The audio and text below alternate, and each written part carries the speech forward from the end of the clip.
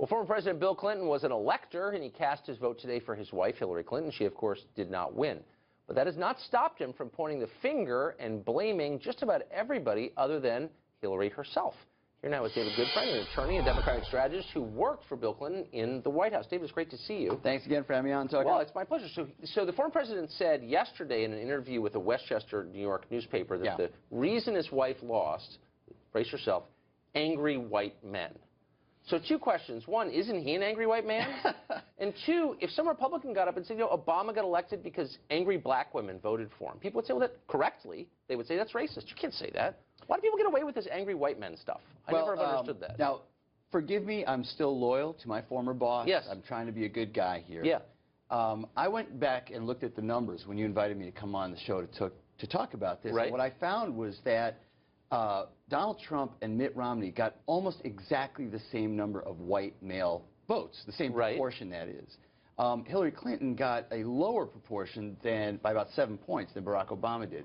So I love my former boss, President Clinton, but I think that in this case, it was equally a story about a lack of turnout among some of our core constituencies and some of the really important swing states. I don't think, in other words, that it presents a complete picture, what he said. Now, that having been said, he then glossed over something that I think is much more relevant, and you've been focusing on it on your show. He said, yeah, and then there was the FBI and the Russians. Well, hold on a second. We've got John McCain, chairman of the Senate Armed Services Committee, Lindsey Graham, Republican of South Carolina, saying, hey, we need to focus on the fact that a foreign country tried to interfere with our election. Okay, but that ought to be something we can talk about. Can we be how real do you want to be?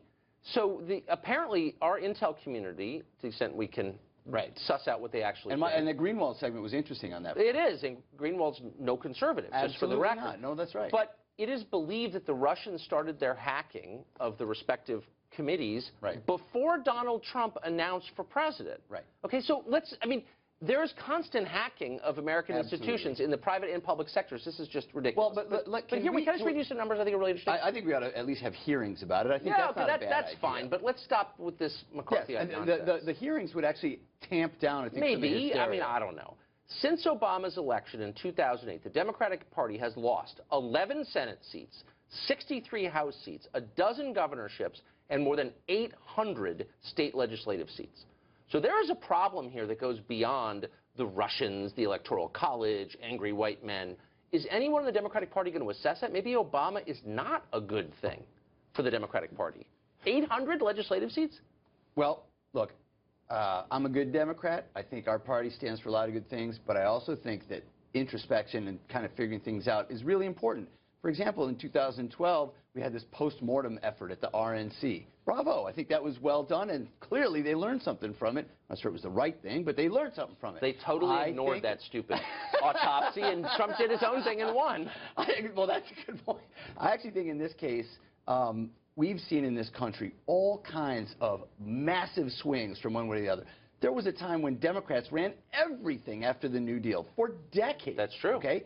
I happen to think in this case we've sort of reached peak Republican. And I think that now we're going to see a healthy introspection and change in the Democratic Party. Look, Bernie Sanders almost won this thing. Let's not forget. He was not supposed to show up at all, and he almost won the nomination. I mean, the real election rigging was the DNC rigging the election against him. Can I ask you a question? Yeah, go ahead. I would disagree with that. He ran on an economic message. True. That was the only thing he had was an economic. I disagree with it, but it was a real message. And it connected. Yeah, it did. Trump's economic message was, you're getting shafted by a system that's created to exclude you, okay? Very similar. Very similar. What's the Democratic Party's economic message?